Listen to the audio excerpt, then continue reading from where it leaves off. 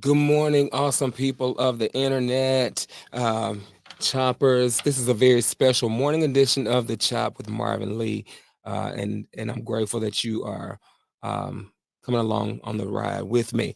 And I just wanted to come to you guys this morning because a friend of mine actually is allowing me the privilege of using his actual podcast studio, and I'm excited about that. So I wanted to come on this morning.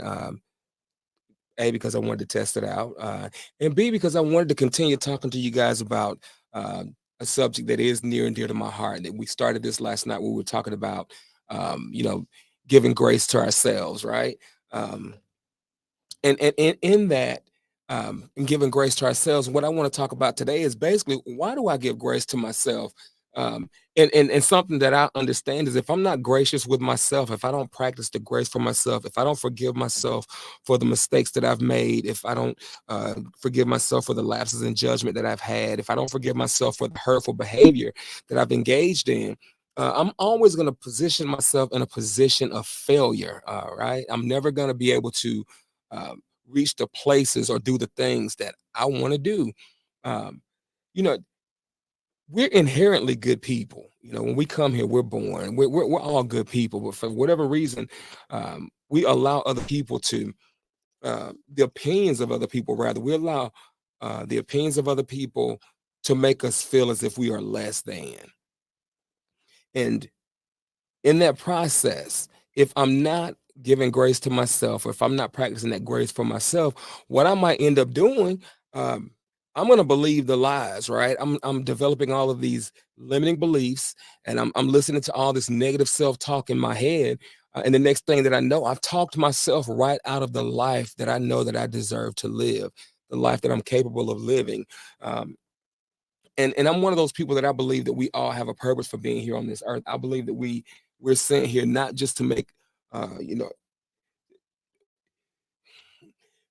I'm a person. I'm not just trying to make a living. I'm trying to make a giving. And what I mean by that, I'm trying to make a name for myself by giving of my time, of my talent, of my energy to another person. And the things that I'm giving to another person, I want to make sure that I'm giving those things away as a way of enriching or enhancing somebody else's life. Um, so again, for me, I'm not here just to make a living. I'm here to make a giving. Now, the reason again that I practice grace with myself is if I never enter into the arena of grace, I'm never gonna ascend um, to my the manifestation of my dreams. I'm never gonna get there because I don't think that I deserve it. I don't feel as if I'm capable of living this life that I've always dreamt of. That I want. I want to have an impact. I want to be able to have influence over other people in a positive manner. What does that look like? For me, what that looks like is again, having lived the life of a using addict, I can now say that I'm safely on the other side. And I'll continue to be safe on this side as long as I continue to do the things that I've done ever since the moment that I've decided to stop using, right? So as long as I continue to participate in the 12 step fellowship that I'm a part of, as long as I continue to work steps, as long as I continue to remain connected with the people that I've allowed to become a part of my life and a part of my process, as long as I continue doing the things that I've started out doing since the time that I've made the choice to stop using drugs, as long as I continue on that same path, doing the same things, I'm going to be okay. I'm going to be okay. Now, the reason that I do that is because I want to actually help other people who are struggling in the same area. Um, and one other way that I'm looking at doing that as well is by bringing other recovering addicts on this platform to share their stories with you.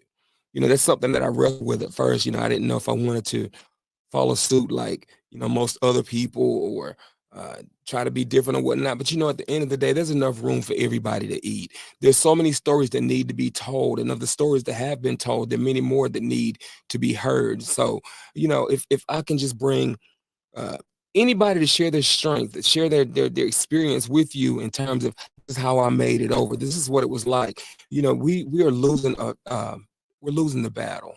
Uh, you know One thing that I don't like as a recovering addict is that we lose a lot of people to the disease of addiction. You know, that's something that I know.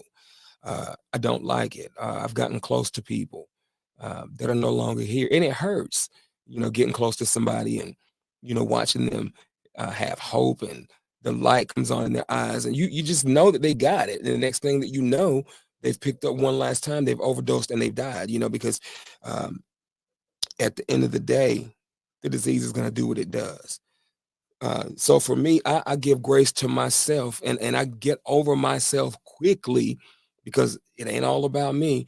I want to be able to continually change so that I can bring change to the life of somebody else. Because again, I don't like the idea of losing people to a disease that robs the families of their loved ones, right?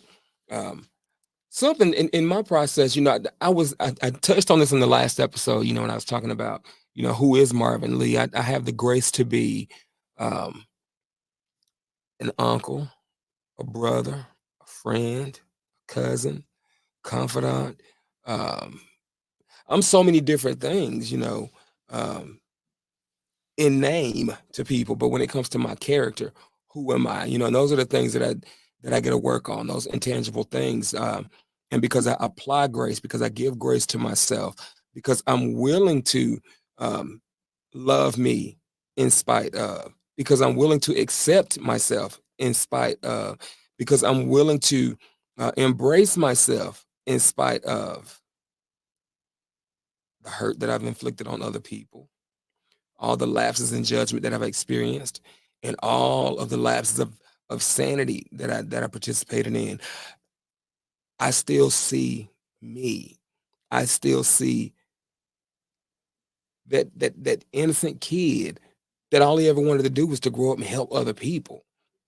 The kid that prior to being interrupted, who the innocence interrupted, I'm not that kid that was, I can talk about being molested. I can talk about what it's like to be bullied growing up, knowing that I was gay or how the family looked down upon it or frowned upon it, how religion looks at it. I can talk about those things, but I'm in a place in my life now where I'm super comfortable sharing me with you because I've gotten accustomed to giving myself grace that I need to live this life. Because if I'm not able to open up like a flower, so to speak, if I'm not able to be planted in the right environment and accept myself in that nourishing environment, I'm never going to get to the place where I'm able to do the things that I say that I want to do. I want to affect change in the lives of other people. And the way that I make that happen is I have to start with me first.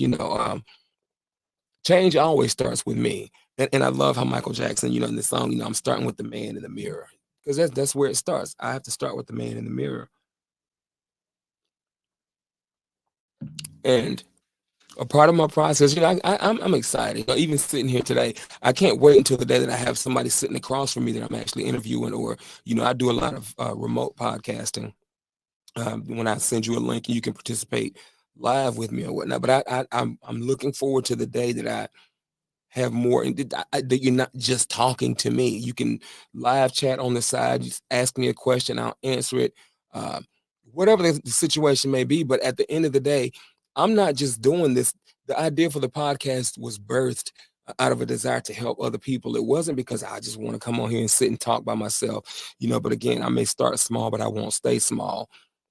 If you're watching me, follow me, subscribe to my channels, like, comment, uh, do all those things. I'm on various platforms, and I did have a banner that was going earlier that indicated my social media handles. Because again, I want to. Hey, Kristen, I love you more, Kristen. I do want you to be on here as a guest, please, and thank you. I know you'll say yes. So that's something definitely that I want, because you are a perfect example. This is somebody that I'm speaking to now um, that I have the most amount of love and respect for. And when I came into the rooms, just watching other people get their lives back on track and begin to do things that I once wanted to do, but thought, it's never too late to become who you were meant to become. That's number one. But when I have people who remind me of that, and then I get to watch them in their process when they persevere, they fight past stigmas of, yeah, I may have done this, but I am not defined by the things that I have done. I am defined by the things that I do. Um, I'm around people who, um, there are people who prostituted themselves for drugs. There are people who, like myself, slept with men for drugs. Believe it or not, I did that too.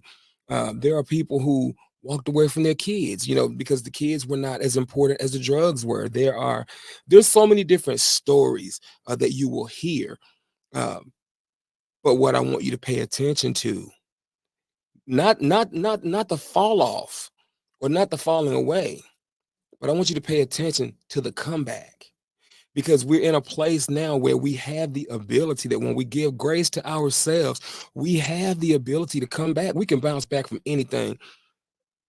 Of all the people that I know in my life, addicts are some of the most resilient, most loving, most compassionate, most considerate, and kindest people known to man. Because once you've lived in hell, once you have gone to hell and you're around people that are considered to be normal and you hear them complaining about certain things, the things that you hear them complaining about, those things pale in comparison to the hell that we've lived, to the agony that we've experienced. Oh, but that was of your own making. That was you chose to do that. Well, let me help you understand something about the nature of the disease of addiction. Scientifically speaking, there are those of us that have the addictive personality and genes that even dictate who will or who will not of the children and families that will become addicts. Right? There are some people that can function on drugs, but then there are people like me that can't. And I'm okay admitting that I cannot, because my true strength lies in the surrender. I don't have to fight that notion anymore. I don't have to fight that notion. I cannot use drugs. I suck at using drugs. I didn't think I did, but I suck at using drugs. How do I know that? Because I had to get help to not use drugs anymore. But the funny thing is, it's so much better on this side. It's so much more fun on this side because it actually gives me the opportunity to sit with myself and be transparent, to be vulnerable, to open up and talk about the things that made me use in the first place. The drugs made me do it. Well, if the drugs made me do it, then what made me do the drugs? This is the part of who I am as an individual that I want you to get to know, because maybe you or maybe a loved one may be suffering from the same thing. I don't know, but at the end of the day, I know that if I'm bold enough, if I'm courageous enough to share my truth will make you free, because my truth made me free, right? But anyway, so yeah, going forward, I definitely want to have my tribe. I have some awesome tribe members. Um, who are as passionate about recovery as I am. Um, and I'm one of those people that I know that I have to use what I got to get what I want. And I want to help so many people, not just using addicts, but there's so many unintended consequences of to our loved ones, to our family, to our friends. Uh, I want I want to be able to help people in a meaningful manner. I want to leave a footprint on this earth before I leave here. I want to leave a lasting legacy. I want people to remember me for how I made them feel and the things that I did for them, as opposed to just remember me because it's all about me, because it's not about me. At the end of the day, I used to think everything was always about me, but turns out everything is not about me. Everything is not about me. And the moment that I accepted that, it's almost like I freed myself, because now I don't have to pretend, I don't have to play, I don't have to act, I don't have to do any of that. I get to be me now, because it's not about me. I don't have to be the loudest voice in the room, although 9 times out of 10, whatever room that I'm in, typically speaking, I'm the loudest person just because it's my personality type.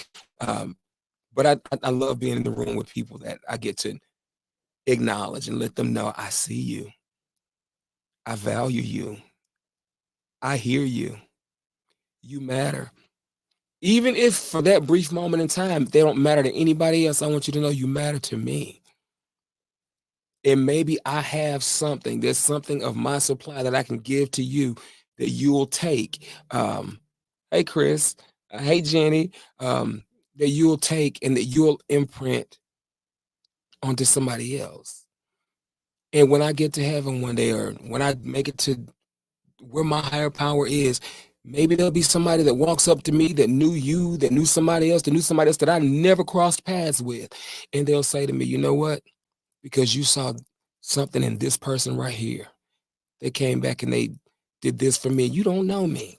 You only knew this person. But because of that selfless act of love that you displayed, I was able to do X, Y, or Z. Those are the things that I live for. Not so much to be recognized and noticed on this side, but I'd rather let me get to the other side and let me hear God say, you know what, I'm proud of you because you did exactly what I knew you were capable of doing. Because I come from a place, y'all, where, oh my God, I was so afraid of God when I grew up. I loved him, but I was afraid of him at the same time. And the reason that I was afraid of him, and it wasn't even an unhealthy fear. This was just, it wasn't a healthy fear. It was an unhealthy fear. I was so scared that God was going to send me to hell because everybody was like, you can't be gay. You can go to hell. And it was just that paralyzing, debilitating, crippling fear that told me something's wrong with you. So the reason that I'm like this today, anything that tells me something's wrong with me is not for me. It stems from that place of fear of being told that God don't like you. In fact, God can't stand you. And that's not love. That's not the relationship with love that I've ever known, that I've ever had. And that's not the relationship with love that I want to emulate with other people. Like if I love you, love is unconditional. Now, granted, there are some people I can love you and not like you at all. I'm gonna love you, but I'm just gonna love you from over there. I need you to go way over there.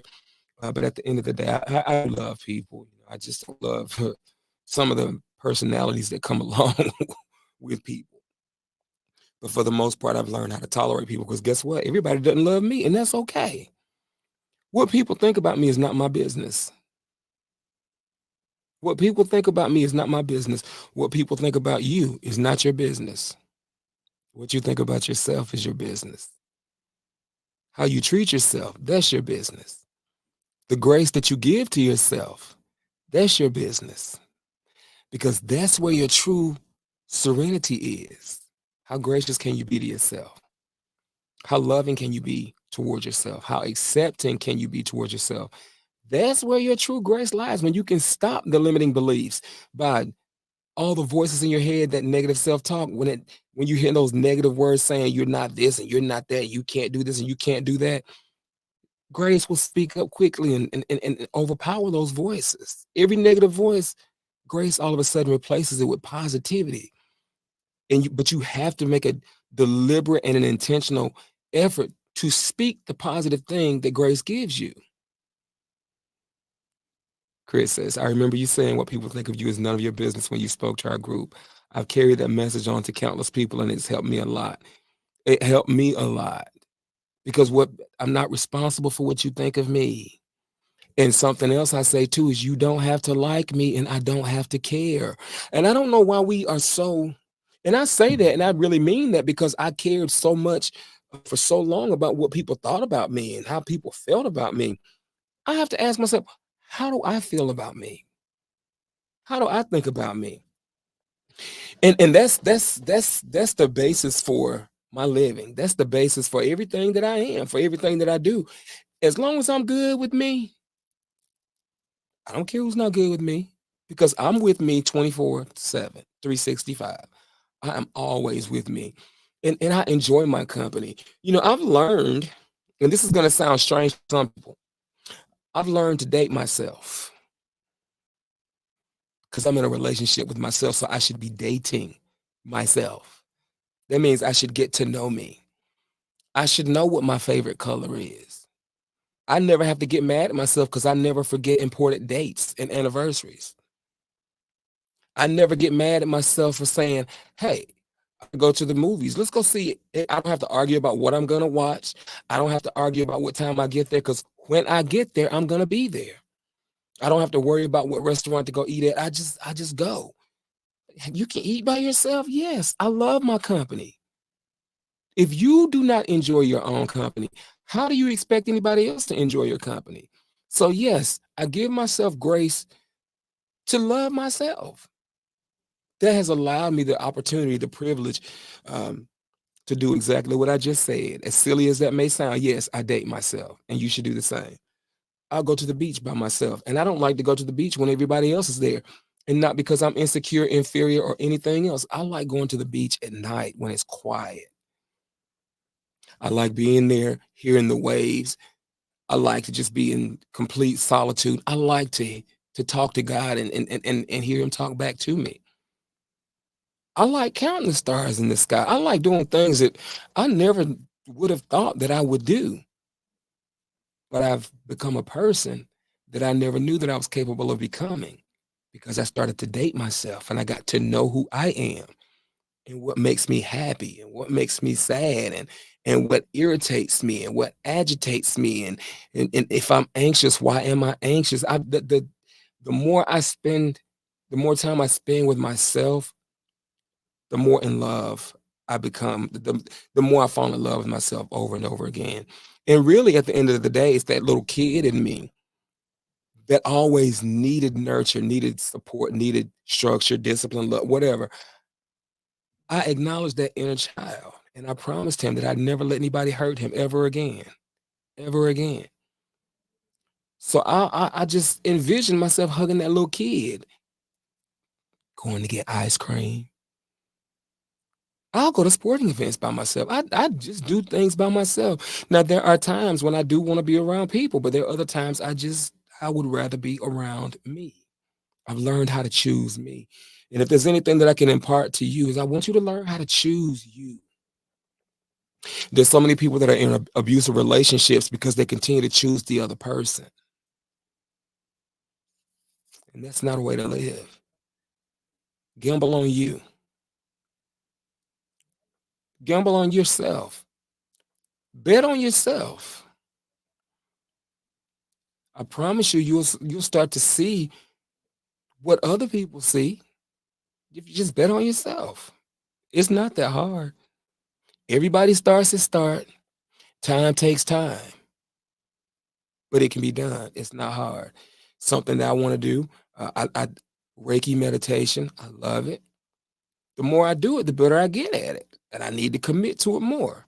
I want to commit to yoga.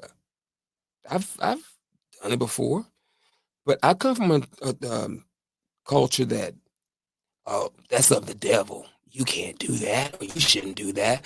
And it's amazing the things that bring us so much peace, so much relief, so much ease. We're told that they're demonized, right? We demonize these things, and because we demonize these things, the very thing that could be my answer, or um, the very thing that would position me to allow the grace to be extended to other people, is the very thing that I allow other people to demonize, to paralyze me in fear and trip me up and cause me to never reach the place of where I really want to be. Now I'm upset at everything and everybody else because I have decided to listen to what everybody else has said instead of listening to what I say. So again, this episode, I don't want to rumble on and on. I've given you guys a solid 24 minutes. Um, But the big thing for me was actually getting in the studio because I'm taking baby steps. And I'm grateful that you guys are a part of this process with me. I used to worry about failing. But guess what? If I fail in front of people because guess what? You'll see me fall down, but you'll see me get back up. That's what somebody's paying attention to. It's not about falling down. It's not about the 100 times that I've fallen down because I've fallen a lot. But it's about the one time that I made the decision to get up and stay up. That speaks more it speaks volumes about you as an individual than anything else. As long as you know, if I can do it, you can do it too. Um, but I just want to continue giving myself the grace to grow, the grace to be, the grace to live, the grace to love, the grace to laugh, the grace to just embrace, the grace to embrace. And you embrace whatever is going to be peaceful to you, whatever's going to be beneficial for you, whatever's going to promote your growth, and whatever's going to nurture you and get you to the place of where you need to be. This concludes this very special morning edition of the Chop with Marvin Lee. I just want to say thank you guys for stopping by. Kristen, Jenny, Chris, thank y'all so much. Subscribe, like, follow, comment, all the good stuff. I'll post a link to all my various social media handles. This has been a very special edition of the episode, this very special episode of the Chop with Marvin Lee. I'm signing off. I will see you guys on next Monday night. That's the plan, because I might pop up on you sooner than that. I'll pop up real quick. But next Monday night, 8:30 Eastern Standard Time. For the remainder of this week, I challenge you, practice giving grace to yourself and also practice giving grace to others. Love you guys. Have a great week.